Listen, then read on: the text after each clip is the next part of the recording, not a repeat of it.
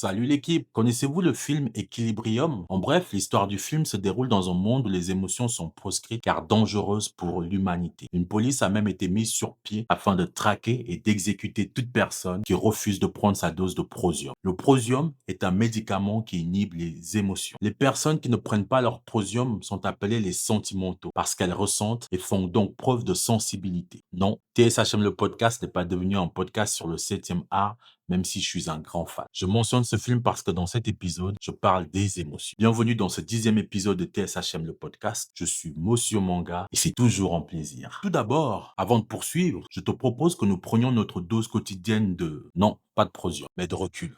Ainsi, nous éviterons de temps en temps de tomber dans le pathos, l'émotionnel et l'influence que celle-ci exerce subrepticement en chacun et chacune d'entre nous. Nous transformons souvent en pantin. Pour continuer, il me semble avant tout important de définir qu'est-ce que c'est que l'émotion. Selon l'équipe de santé mentale du Centre intégré universitaire de santé et de services sociaux de la Mauricie et du Centre du Québec au Canada, donc c'est long. L'émotion est le résultat d'une interaction entre l'environnement et le monde interne, donc nous. Elle implique des phénomènes neurologiques, biologiques, psychologiques et peuvent être plusieurs à se chevaucher en même temps. J'aime également ce que le sociologue Edgar Morin dit lorsqu'il parle des émotions. Dans la méthode et les 7 savoirs nécessaires à l'éducation du futur. Nous devons reconnaître que la raison n'est pas seulement corrective de l'émotion, mais que l'émotion peut être source de raison. Ce que moi je comprends quand il dit ça, c'est que les émotions que je ressens m'indiquent quelque chose que je dois comprendre. Il n'y a que la réflexion qui peut m'y aider. Et pour ce faire, je dois prendre du recul pour conscientiser. Que ce soit dans nos vies personnelles ou professionnelles, nous composons constamment avec les émotions que nous ressentons. Dans le travail social, on ne cesse d'ailleurs de nous dire encore et encore que nous sommes, avec nos propres émotions, nos outils de travail. Selon moi, c'est d'ailleurs ce qui expliquerait une des difficultés, mais aussi la grande beauté de notre métier, c'est que nous l'exerçons comme nous sommes. Par là, j'entends que notre subjectivité est souvent et pleinement investie à travers toutes les situations que nous vivons. Nos valeurs personnelles et professionnelles entrent en jeu. Il s'agit ici des fameux habitus dont parle Pierre Bourdieu, fruit de notre socialisation primaire et notre socialisation secondaire. Et c'est là où je me dois d'être vigilant avec les émotions. Dans Equilibrium, le prosium est inventé afin d'empêcher les gens de ressentir. Or, ne pas ressentir, c'est impossible. C'est se couper de soi-même. Et dans cela ne peut rien ressortir de bon. Alors absolument rien.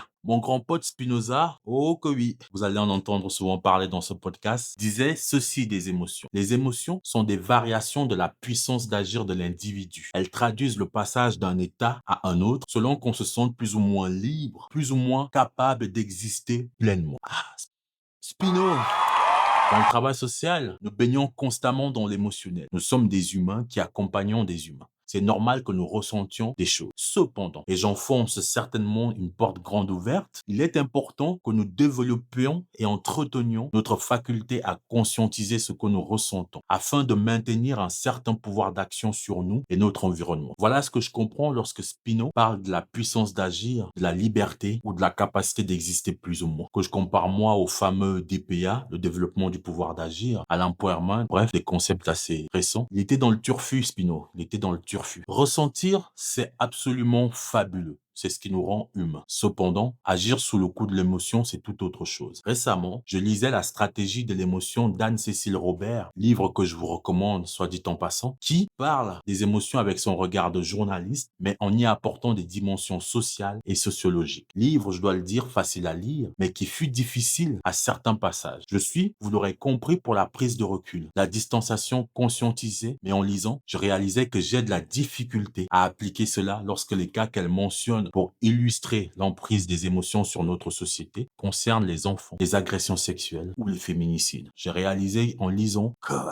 je suis pour qu'on prenne du recul, mais dans un passage, Anne-Cécile Robert dit d'ailleurs ceci. L'effroi suscité par certains faits divers occupe l'esprit, détourne d'autres préoccupations. Plutôt que de se poser la question, mais pourquoi le nombre de féminicides ne cesse d'augmenter? Les émotions que nous ressentons nous détournent de ça. C'est important de les ressentir, mais si on ne reste focalisé que sur ça, on ne se préoccupe pas de ce qui est important. Comment arrêter ces féminicides? Comment arrêter les violences sur les enfants, les agressions sexuelles sur les personnes si on reste focalisé focaliser sur nos émotions. Voilà ce qu'elle veut dire. Plus loin, elle rajoute, le prisme compassionnel participe ainsi d'un endormissement de la conscience et de la volonté. À ce titre, ils remplissent une fonction de contrôle social. Donc, quelque part, vu le pouvoir des émotions dans notre monde à l'heure actuelle, nous endormons en fait notre faculté à réfléchir, à développer notre sens critique, à remettre des choses en question. Voilà ce que moi je comprends. Mine de rien, bientôt ce fera 10 ans que je suis dans le domaine du travail social. 10 années pendant lesquelles j'ai constaté que prendre des décisions sous le coup de l'émotion vire souvent à la catastrophe. Ça part toujours d'une très bonne intention. Je le disais dans un épisode précédent, le chemin vers l'enfer est souvent pavé de bonnes intentions. Et nos bonnes intentions découlent souvent de notre sensibilité, notre empathie qui parfois se transforme en sympathie ou encore notre bienveillance qui devient de la complaisance. Je suis souvent curieux de constater que tout d'un coup, nous avons l'impression que les personnes ne s'en sortiront pas ou ne parviendront plus à se débrouiller sans nous. Pourquoi arrivons-nous à croire que nous sommes indispensables? Je vous le dis, j'ai la conviction et je peux me tromper que l'existence des professionnels du travail social est un symptôme de notre monde qui va mal. Un monde qui refuse de gérer certaines problématiques à la racine. Pour vous donner un exemple, on n'arrête pas de multiplier les accueils et les hébergements d'urgence. Ça part d'une bonne intention parce qu'il y a des personnes qui vivent à la rue. C'est très bien. Cependant, si on prend du recul et que nous prenons le temps d'analyser concrètement, pourquoi multiplier les hébergements d'urgence plutôt que de travailler sur les raisons qui mènent à la précarité? Je découvre en fait avec le temps que j'ai une appétence pour ce que j'appelle le travail social préventif. Je ne veux pas intervenir en pompier, je vais essayer d'intervenir en amont avant que la situation ne devienne compliquée. Et je me pose la question pourquoi on développe peu de moyens pour ce travail social. J'aimerais savoir toi, que penses-tu des émotions? Selon toi, quelle est leur place dans le travail social? Est-ce que dans cet épisode j'ai été clair? Est-ce que tu trouves que je divague? Je te laisse me partager ton opinion. Ça m'aidera à continuer à m'améliorer. C'était TSHM le podcast. À la prochaine pour l'épisode 11.